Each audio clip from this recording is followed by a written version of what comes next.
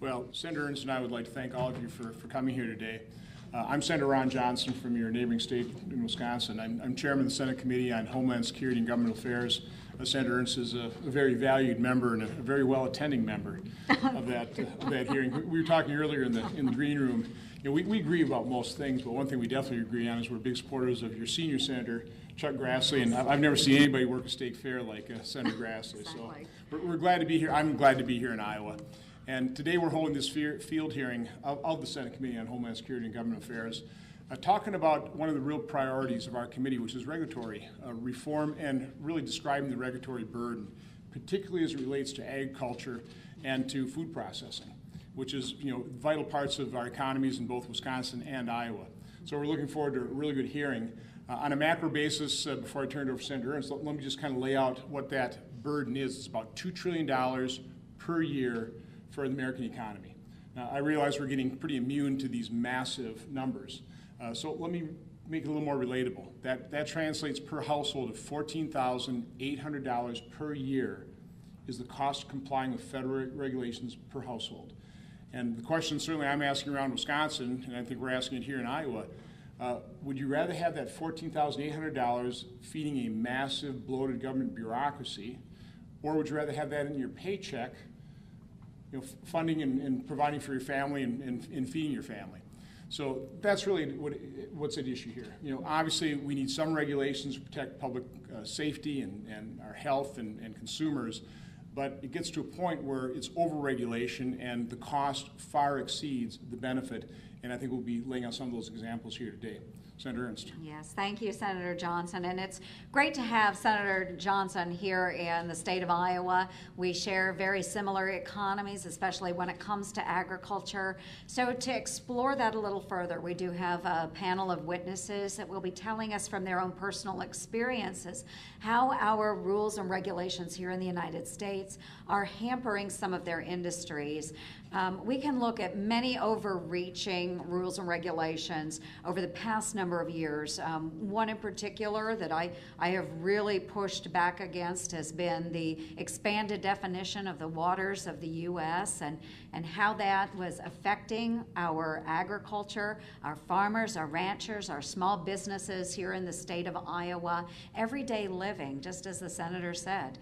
How does this apply to everyday living in Iowans' lives? So that was a big one. Other examples, we'll talk a little bit about atrazine, and which is a product used by most of our farmers out there, and how the EPA is trying to restrict atrazine use, even though there are 7,000 studies out there that say that atrazine is a safe product, and we've used it for over 50 years here in the United States. So there are many examples that we will give you today, and I'm looking forward to hearing from those witnesses. Again, they'll give their personal testimony on how this is affecting their businesses, their lives, how it's affecting agriculture and the food industry, and I'm really looking forward to hearing from them. I'm sure you'll walk away with some great examples from them as well. But what we want to do is really make sure that any rules and regulations that are in place in the United States make common sense, that they are actually beneficial for our industries, not harming our industries and cutting back on our economy. So I want to thank the senator for being here today and holding this field hearing. Again, this is looking at rules and regulations that have been put in place by the administration. You know, are they harmful? Are they helpful? That's what we want to sort through. And oftentimes we're saying they're much more harmful for our industries than they are helpful. So with that, I think we'll take just a couple questions and then we'll move on to the hearing. But thank you for being here. How helpful will hearings like this be to reduce some of those regulations? It seems like you guys are swimming upstream. You know, it may seem like that to a lot of people, but I will tell you that when we do hearings in Washington, D.C., and especially when we do hearings here in our own states, coming back and really pulling in our neighbors and our manufacturers in their local communities, it makes a big impact, and it keeps our publics informed on what we are doing and how we are pushing back against these regulations. It allows them to travel freely. It's a lot easier to get to a field hearing here than perhaps perhaps in Washington, D.C. But we can take that word then and their personal stories, go back to Washington, D.C., share that with a number of the other members of the committee, as well as other senators, other House members, and of course with the agencies that are pushing these rules and regulations. And I think the fact that you're all here today is evidence of really how important this is and how helpful it is. You generally don't show up to the hearings we have in Washington, D.C., and these are issues that are affecting Iowa and Wisconsin. I'll give you an example of really how powerful this can be. You know, we have a problem right now with the VA facility here and a suicide in Iowa, and Senator Ernst, Senator Grassley, and myself are working on that to get the Inspector General to open up an investigation on that, which he's agreed to do. But in Tomah, Wisconsin, we had some real problems with deaths from overprescription of opiates. I just become chairman when I learned of that because of public news accounts.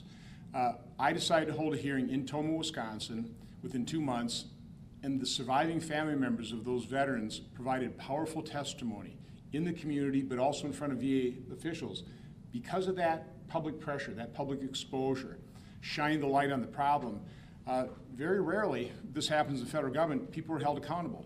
The doctor they called Candyman, his nurse practitioner, they're gone. They've been fired. They've been terminated. The executive director that turned a blind eye to the abuses in Tomah, he also has been terminated. And of course, the Inspector General, who we've replaced now with Mike Missel, who now has taken up the investigation of the suicide here in Iowa, that Inspector General, who conducted investigations and inspections and then buried the reports, didn't make them public.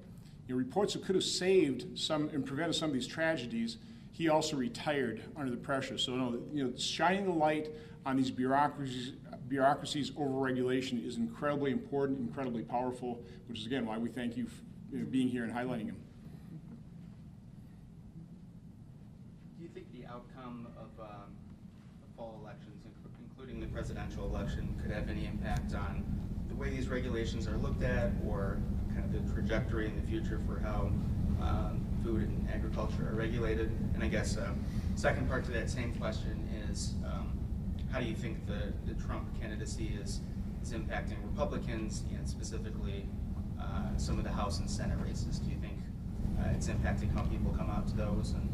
Well, first I'll address the first part of that question, because yes, I do think elections have consequences, and I believe that using the example that I gave earlier of atrazine, utilized in farming technologies and our agricultural industry, I stated there are 7,000 or more reports that have stated atrazine is a safe product.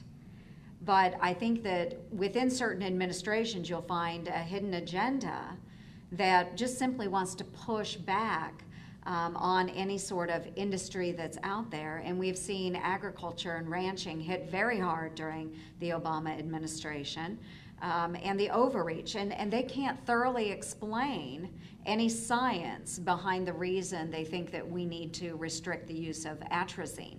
So I think there is an agenda dependent upon the administration and how they want to push for that. So elections do have consequences. Like I said, if we are putting rules and regulations in place, they need to make sense. They need to be science-based, not just hidden behind an agenda. So we'll see, do we support having smart rules and regulations in place, or are we just doing it because we can do it? Okay, we need to sort through that, and that's why we're having this hearing today. Let me also add, definitely, this election will make a tremendous amount of difference. One of the first pieces of legislation I ever offered was a regulation moratorium. Just to say stop until the economy would heal. Donald Trump has proposed a regulatory moratorium. And then a thorough review to start rolling back some of these onerous regulations that really are hampering businesses and other organizations from growing and creating the good paying jobs. So it'll make a significant difference. Just one little story out of Wisconsin. I was talking to a CEO of a Wisconsin paper manufacturer. I can't tell you which one because the CEO fears retaliation. I mean, think about that for a minute. Retaliated by his federal government. But he did a little cost calculation on just 4 regulations issued under the Obama administration. Cost his business the equivalent of $12,000 per year per employee. Again, do you think those employees would rather have that $12,000 going toward those regulations or in their paychecks providing for the family? So no, it makes a tremendous amount of difference. Donald Trump, Joni Ernst, myself, We're about growing the economy, the private sector economy, where long-term self-sustaining jobs are created. My opponent, Senator Feingold, Hillary Clinton, they're all about growing government. You know, this massive regulatory beast that is really hampering businesses' ability to grow and create jobs. Just returning to part two of that same question, what kind of trickle-down effect do you think there is from the presidential election down to some of the Senate and House races? And what do you think the overall morale or attitude is? I think each state is very different, and our populations are very different, and so you will see different effects in different states. Here in Iowa, it's going to be a very, very tight race from the top down, and what we have to do is just make sure that if we support one candidate or another, we're getting out and making sure we're going to the polls. But like I said, it will affect people differently in different states. I feel fairly confident that we will hold the Senate. I don't see an overall effect there. And Senator Ernst, you have your roast and ride coming up, and Donald Trump is I going to do. be there. You're one of a few actual Congresspeople who have been seen publicly with him during the election and going along with him kind of on the campaign trail. Why was it important for you to have him there, or why do you think he wanted to be a prominent part of that event for you? He is our presidential nominee. He is our Republican nominee. And he has given voice to millions of Americans. And I have talked to many of those. It's just, you know, regular Joe out on the street, and they feel that their voice has been lost in the shuffle over the past number of years. They are very frustrated. They work harder and harder and harder every day, yet they don't see any increase in their take-home pay because of excessive costs, whether it's through Obamacare, whether it's through some of the rules and regulations that we've talked about here, where they're paying more into goods and services because of the overburdensome regulations. They are not getting ahead. These are the drivers of our economy. They get up every morning, they work all day, they get their kids off to school, they're going to the grocery store and they're seeing prices increase there. And like I said, they're not seeing any more take-home pay. They feel they've been lost in the shuffle. Donald Trump is giving them a voice, and he is giving them opportunity for the future, focusing on jobs and economy. And so I do think that that's very important. We take a look at what are they thinking and what are they feeling, and how do we give them a voice? How do they get involved in the process? And they are doing that through Donald Trump. And so you will see a lot of excitement for him out there. Granted, there were a lot of candidates on our side on the GOP ticket, but he is our nominee, and I do think that if we give him that opportunity to be our president, that he will be focusing on jobs and economy, and I think he will be focusing on national security.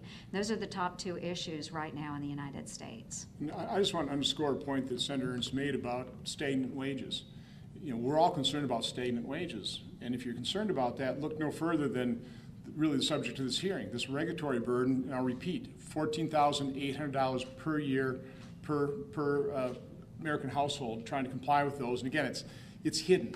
I just call regulations the silent killer, because you really it's not on the product. It doesn't say this is the cost of government regulations. It's just built into the cost of the product, and we're all paying that price. So that, if we can reduce that regulatory burden, it will help our economy grow, and it'll help certainly businesses and organizations put more money into average Iowans, average Wisconsinites' paychecks. Any other questions? Okay. How do you feel your race is going right now? Polls show you behind, not hugely behind, but definitely behind. They've been Sure. consistent in that sense. How do you feel your race is going?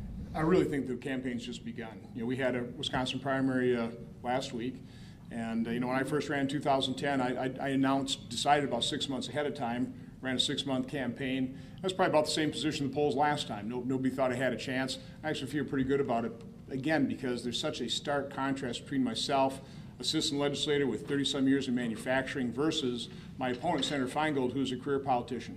Spent 34 years in politics and doesn't have much to show for it. I mean, I've been asking the question on the campaign trail, what did he ever accomplish? I know he did campaign finance reform, but large chunks of that bill have been ruled unconstitutional pretty much an abject failure. I mean, it's kind of a fun campaign system we're operating because of, he basically put more money outside the accountable campaigns into these outside groups. That was what Senator Feingold, accomplished, if you can call it that. So again, I feel pretty good about the race. I'm the outsider, somebody from the private sector perspective versus a career politician, which is not a real popular trait nowadays. Senator Johnson, what's the latest, have you heard anything back from a letter you wrote to the acting commissioner of Social Security about the whistleblower allegations, retaliation allegations? What we're going to do is set up a meeting inside in Milwaukee, and we're going to talk to him about it. I am shocked. I think Joni's shocked as well. We've held, I don't know how many hearings on retaliation within the federal government. We have 100 years worth of laws protecting federal whistleblowers from retaliation, yet it's rampant. And this is just one example of many that we've certainly examined in our oversight committee capacity. So, we actually have a website, whistleblower, at ronjohnson.senate.gov, encouraging people to come forward. We'll offer them those kind of protections because it's the only way you're going to solve any of these problems. The only way you're going to fix some of these bureaucracies is having whistleblowers come forward with that information so that we're fully aware of it. So we'll be meeting with the Social Security Administration and the Inspector General to make sure that these individuals are not retaliated against. One more question?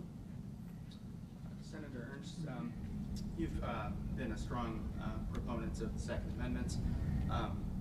Was curious what your thoughts were on ongoing gun violence in America and how you balance gun ownership rights with efforts to improve safety and security. We have a lot of gun laws on the books right now, and what needs to happen is those gun laws need to be enforced in the United States Senate, and Senator Johnson was a huge part of this effort to make sure that common sense protections were put in place where bad actors would not be able to get their hands on guns through checks. So again, Ron Johnson was a sponsor of one of the amendments that we were trying to run through the Senate. It was blocked by Senate Democrats.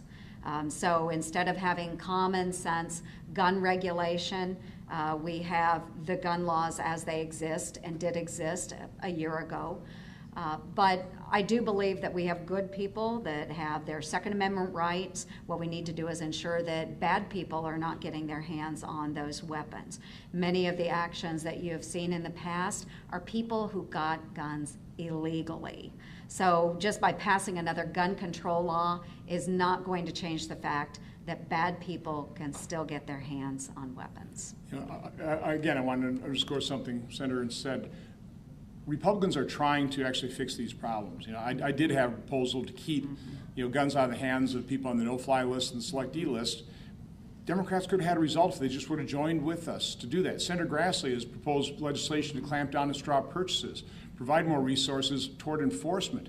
Democrats, if they would just join us in those efforts, if they're actually looking for a result as opposed to a political issue, we could make some progress. But like Senator Ernst said, more gun control, if more gun control worked, you wouldn't have murders in Chicago. So we should enforce the laws we have. I wish Democrats would work with us in good faith. We can fix some of the problems with these systems without violating Americans' important constitutional rights to due process and their Second Amendment right to keep and bear arms to defend themselves in their own homes. And if I can add just a caveat to that as well, oftentimes we get so focused on the gun issue that we really have to look what is underlying these actions, whether it's mental health or whether it is just outright violence and hatred amongst certain groups. That's what we need to be targeting. That's really how you have to get to the root of the problem. And unfortunately, a lot of Democrats would rather focus on that shiny object, which is gun control language, rather than focusing on the mental health aspect and the root of the problems that we're seeing in the United States, whether it's violent extremism coming from ISIS or whether it's other groups, like I said, that are basically hate groups. That's what we need to focus on. We need to have a civil discourse when it comes to those issues. So thank you all. We look forward to a good hearing. Thank you.